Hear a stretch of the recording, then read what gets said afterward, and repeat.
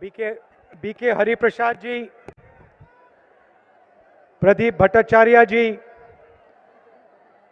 विजय इंद्र सिंगला जी, अभिजीत मुखर्जी जी, हमारे कैंडिडेट्स शंकर मलाकर जी, सुनील तिरके जी, अशोक भट्टाचार्य जी, स्टेज पे वरिष्ठ नेता, गठबंधन के कार्यकर्ता, कांग्रेस पार्टी के कार्यकर्ता, भाइयों और बहनों, प्रेस के हमारे मित्रों, आप सबका यहां आज मैं बहुत स्वागत करता हूं। नमस्कार।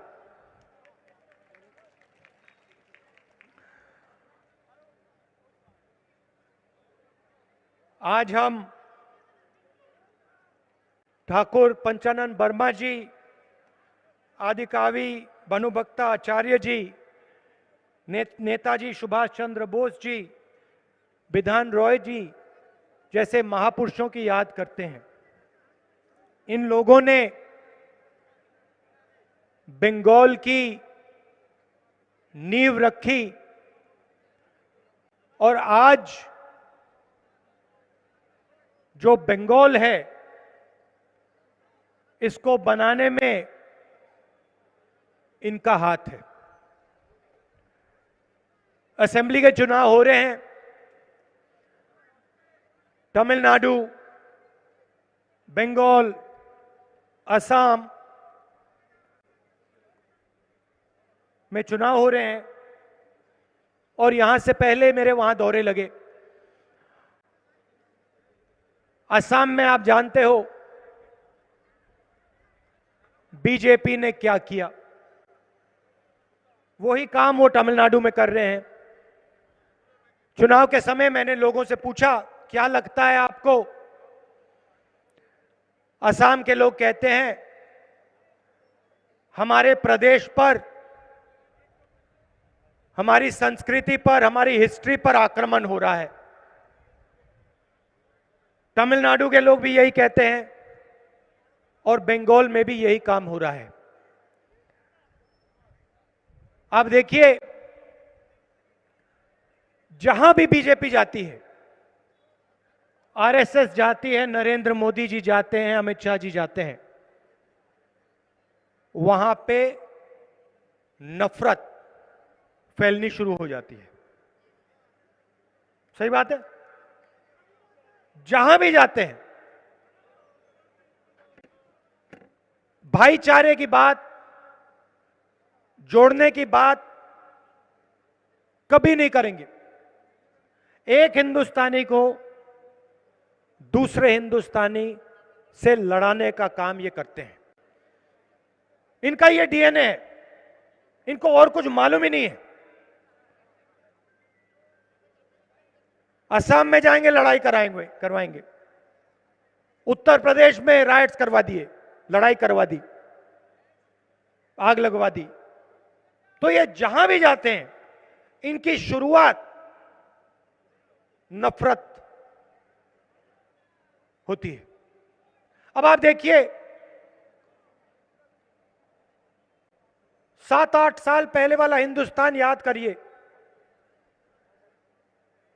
और आज जो हिंदुस्तान में हो रहा है उसको देखिए। 1 साल पहले कोरोना आया। पिछले साल फरवरी में मैंने और कांग्रेस पार्टी के सब नेताओं ने कहा, नरेंद्र मोदी जी, कोरोना से हिंदुस्तान को बहुत नुकसान होने वाला है, आप तैयारी करिए, अर्थव्यवस्था को बचाने का काम शुरू कीजिए, मजदूरों की रक्षा करने का काम शुरू कीजिए, छोटे बिजनेस वालों, दुकानदारों की रक्षा करने का काम शुरू कीजिए, क्योंकि तूफान आने वाला है और यह ऐसा तूफान आएगा जिससे पूरे हिंदुस्तान को चोट लगेगी। ये हमारे प्रेस के मित्र बैठे हैं यहां पे, इन्होंने मेरा मजाक उड़ाया। इन्होंने कहा राहुल गांधी लोगों को डरा रहा है।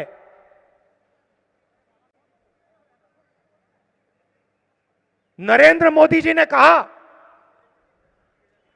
भाइयों और बहनों कोरोना आया है, थाली बजाओ, थाली बजाओ, कोरोना भाग जाएगा।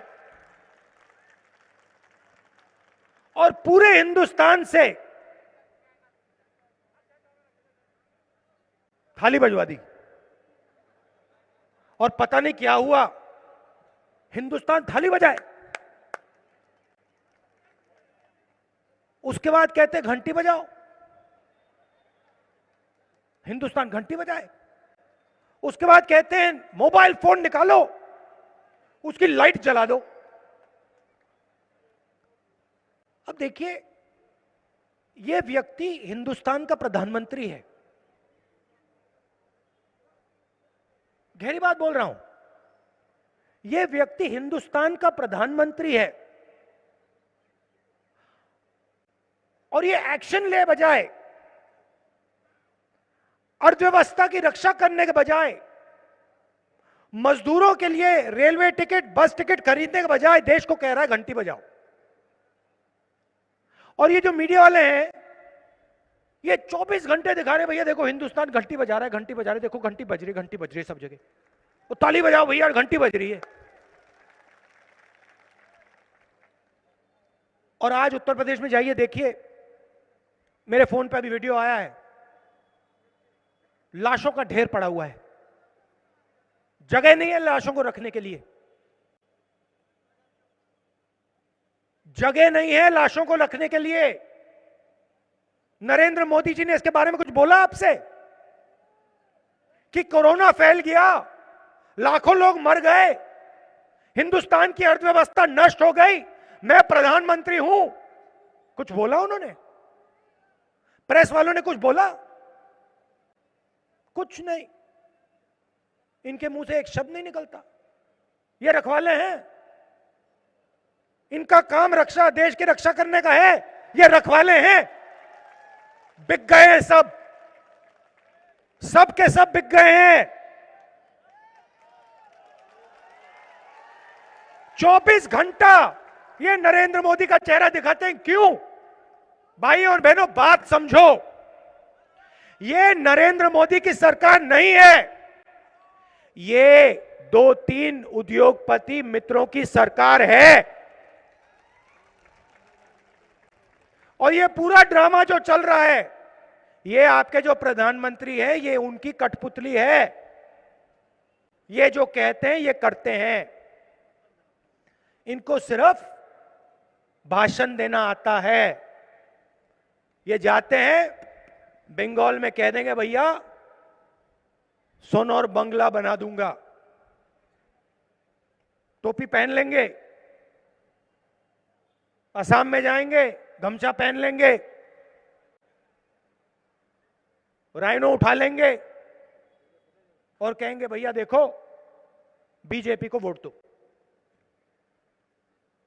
और फिर नोटबंदी करेंगे, जीएसटी लागू कर देंगे। अब आप मुझे बताओ, यहां पे भारी भारी भीड़ है, इस भीड़ में नोटबंदी से किसी को फायदा हुआ? कोई है यहां पे एक व्यक्ति जो कह सकता है हां भैया नरेंद्र मोदी ने फायदा करवा दिया? है कोई? एक नहीं है। कोई यहां पे एक व्यक्ति है जो बोल सकता है कि हां भैया घंटी ने मुझे कोरोना से बचा दिया, मोबाइल फोन से कोरोना भाग गया? ना, कोई नहीं है। किसी भी दुकानदार से आप पूछ लो, छोटे बिजनेस वाले से पूछ लो, जो इस देश को रोजगार देते हैं, 50% रोजगार ये लोग देते हैं, छोटे दुकानदार, छोटे बिजनेस वाले, कोई छोटी सी दुकान चलाता है, इनसे आप पूछो भैया नोटबंदी से फायदा हुआ? हाथ जोड़ के कहते भैया नहीं, हमें तो बर्बाद कर दिया। फिर पूछो जीएसटी से फायदा हुआ? कहते नहीं, 5-5 अलग अलग टैक्स लगा दिए, 28% टैक्स लगा दिया, आज तक हमें नहीं समझ आ रही बात, आज तक हमें जीएसटी नहीं भरनी आ रही, हमारा बिजनेस खत्म कर दिया, नष्ट कर दिया। आज ये देश अपने युवाओं के लिए रोजगार नहीं पैदा कर सकता, यह सच्चाई है। क्यों? क्योंकि जो रीढ़ की हड्डी रोजगार पैदा करने की रीढ़ की हड्डी है, उसको नरेंद्र मोदी ने, आरएसएस ने, अमित शाह ने तोड़ दिया। कैसे तोड़ा? नोटबंदी करके तोड़ा, जीएसटी लागू करके तोड़ा। जब कोरोना आया, उनको 1 रुपया नहीं दिया। बंगाल से लोग जाते हैं, आप लोग जानते हो, समझते हो, पूरे देश में आपके लोग जाते हैं काम करने। कहीं भी चले जाइए, मजदूरी आप लोग करते हो, आप खून पसीना देते हो। जब आप लोग वापस लौटना चाह रहे थे, कोरोना आया, नरेंद्र मोदी ने आपको बस टिकट दिया? दिया बस टिकट? रेलवे टिकट दिया आपको? नहीं, कहते नहीं मैं नहीं दूंगा। और जब हिंदुस्तान के लाखों मजदूर पैदल वापस हजारों किलोमीटर चल रहे थे, कोई कोरोना से मर रहा है, कोई भूख से मर रहा है, उसी समय नरेंद्र मोदी जी अपने 2-3 बड़े उद्योगपतियों मित्रों का टैक्स माफ कर रहे थे। लाखों करोड़ रुपए उनको दे दिया, कहा अर्थव्यवस्था चालू करनी है। अर्थव्यवस्था चालू कैसे होगी अगर जनता के हाथ में 1 रुपया नहीं है? कैसे होगी? आपने पूरा का पूरा पैसा छीन लिया। दुनिया में पेट्रोल के दाम, तेल के दाम नीचे जा रहे हैं, हिंदुस्तान में डीजल पेट्रोल के दाम उड़ते जा रहे हैं, ऊपर की ओर उड़ते जा रहे हैं, महंगाई बढ़ती जा रही है। ने नोटबंदी कर दी, जीएसटी कर दी, पूरा का पूरा ढांचा, आपने रोजगार का ढांचा ही उड़ा दिया। और फिर आप बंगाल में आके टोपी पहन के कहते हो सुनहरा बंगाल दे देंगे आपको। बाद में आपसे कहेंगे घंटी बजाओ, मोबाइल फोन चलाओ, थाली बजाओ और मरो। मेरा काम हो गया, नरेंद्र मोदी जी का काम हो गया, अब आप जानो, आपका काम जाने। और जहां भी जाते हैं करते हैं।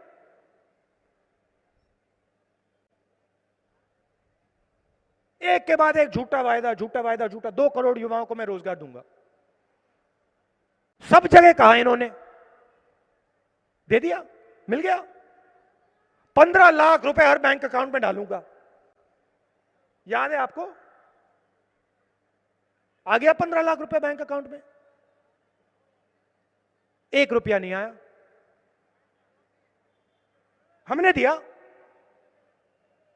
छत्तीसगढ़ में हमारी सरकार बनी, मध्य प्रदेश में हमारी सरकार बनी, राजस्थान में हमारी सरकार बनी, हमने किसानों का कर्जा माफ किया।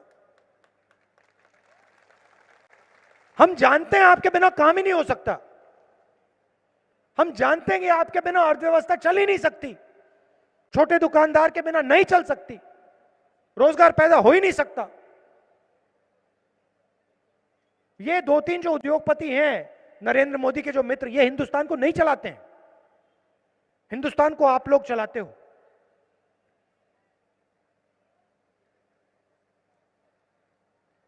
चौबीस घंटा आप लोग काम करते हो, अपना खून पसीना देते हो, और फिर जो आपका है वो उठा के ये 4-5 लोगों को पकड़ा देते हैं। यहां पे हमारे गुरखा भाई हैं, कितनी बार आपसे वायदा किया, कितनी बार आपसे कहा कि आपकी समस्या हल कर देंगे। 3 बार आपने उनको मेंबर ऑफ पार्लियामेंट दिया, 3 बार दिया ना, 3 बार आपने दिया, हो गई आपकी समस्या, हो गया आपका काम।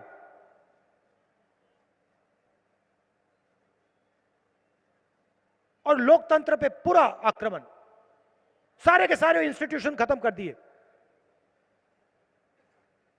जुडिशरी पर आक्रमण, इलेक्शन कमीशन पर आक्रमण, पार्लियामेंट में बोलने नहीं देते।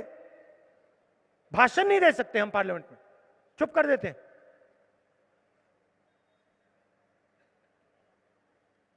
हिंदुस्तान में नरेंद्र मोदी लोकतंत्र पर आक्रमण कर रहे हैं, यहां पे ममता जी कर रही है।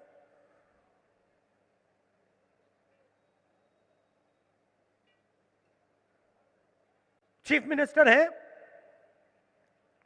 चुनाव का समय है, क्या वो स्टेज से आपको बोल सकती है हां मैंने आपको रोजगार दिया? कह सकती है? क्यों नहीं बोलती? स्टेज में आके आपसे ये क्यों नहीं बोलती कि देखिए मैंने आपको इतने युवाओं को मैंने रोजगार दिया, इतने स्कूल कॉलेज मैंने खोले, इतनी यूनिवर्सिटीज मैंने बंगाल को दी? क्यों नहीं बोल सकती? क्योंकि बंगाल का हर युवा जानता है और समझता है कि बंगाल में उसको रोजगार नहीं मिल सकता, बाकी प्रदेश में जाना पड़ेगा। आजकल तो वहां भी नहीं मिलेगा।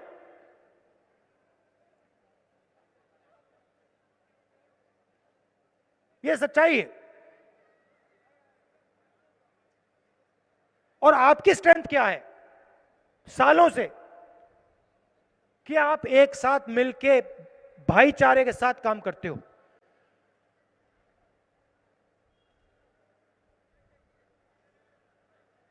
एक दूसरे के साथ मिलकर काम करते हो प्यार से। यह आपके सबसे बड़ी स्ट्रेंथ है। इस पर बीजेपी आक्रमण कर रही है। ये आपको बांटने की कोशिश कर रहे हैं और जब आप बढ़ जाओगे जो आपका है ले जाएंगे। उन्हीं 3-4 लोगों को उठा के पकड़ा देंगे।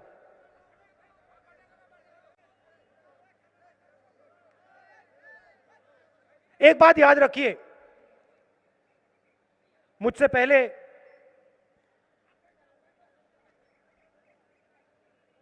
बोला, हमने कांग्रेस पार्टी ने आरएसएस और बीजेपी के साथ कभी भी समझौता नहीं किया है, कभी भी अलायंस नहीं किया है।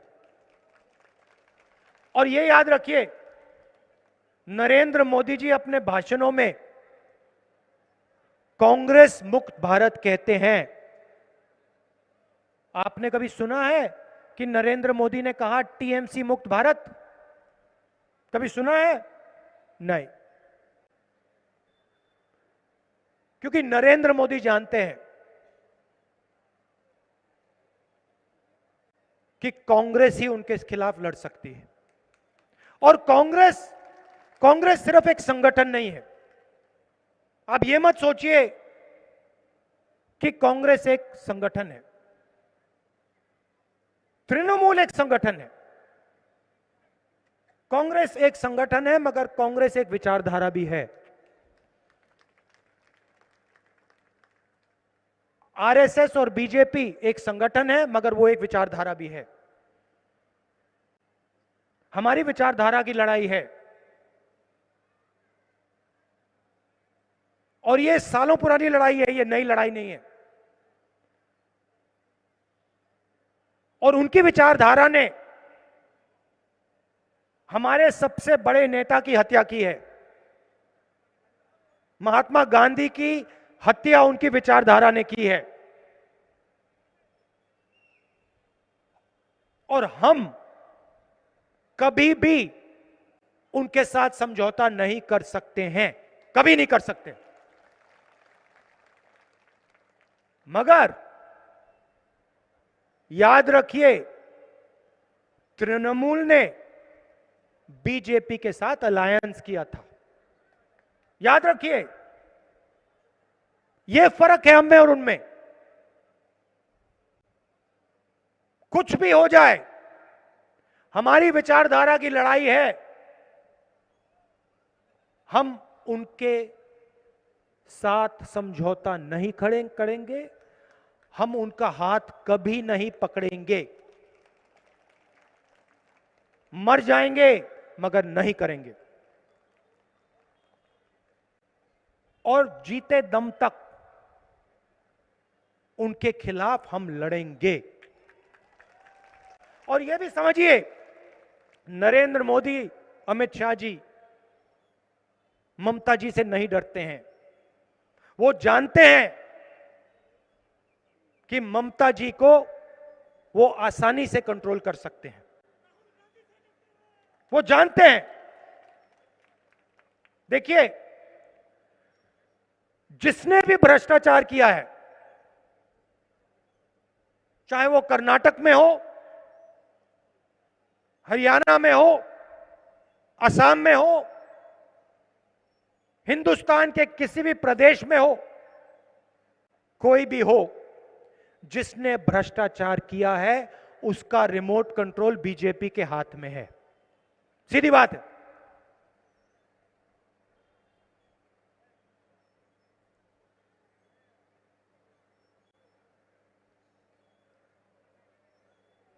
बीजेपी मुझे नहीं कंट्रोल कर सकती। मैं बीजेपी के खिलाफ खड़ा हो सकता हूं, और इसका कारण है भाइयों और बहनों, मैंने अपनी पूरी जिंदगी में 1 रुपया नहीं चोरी किया है। यह कारण है कि राहुल गांधी नरेंद्र मोदी के सामने खड़ा होकर बिना डरे बात कर सकता है।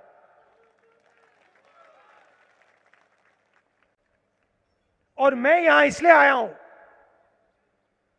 क्योंकि मैं अपने बंगाली भाइयों और बहनों को बताना चाहता हूं, आपके सामने एक बहुत बड़ा खतरा है। जिस दिन बीजेपी की विचारधारा बंगाल के अंदर आ गई, उस दिन के बाद बंगाल में आग लगेगी और उसको कोई नहीं रोक पाएगा, क्योंकि ये इतना नफरत फैलाएंगे कि ये जो आपका प्यारा प्रदेश है ये जलेगा। याद रखना मैंने जो बोला है, मैं फालतू बात नहीं करता हूं, मैं सोच समझ के कहता हूं। आरएसएस और बीजेपी की विचारधारा बंगाल के लिए खतरा है, आपके भविष्य के लिए खतरा है, और इनको रोकना पड़ेगा। इसीलिए आप हमारे कैंडिडेट्स का पूरा समर्थन कीजिए, इनको भारी बहुमत से जिताइए।